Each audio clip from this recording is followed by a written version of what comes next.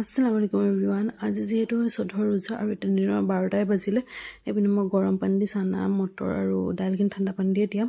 তাৰপিছত এয়া কাঁহী বাতিখিনি জাপি ল'লোঁ আৰু জাপি মেলি এতিয়া যাম মই গা ধুম আৰু এয়া গা চা ধুই মেলি কোৰাণ চৰীফ পৰিলোঁ। কোৰাণ চৰীফ পৰি এতিয়া মই জাই নামাজখন উঠাই দিছোঁ আৰু তেনেকুৱাতে আহিলে আম্মাই লৈ গৈছিলে এই দুযোৰ কাপোৰ, মানে মোৰ শাহু আম্মা লৈ গৈছিলে কাপোৰ দুযোৰ কাৰোবাক দিবলৈ, তো সেয়ে আনি দিলে, মিটিঙত যাব আছিলে।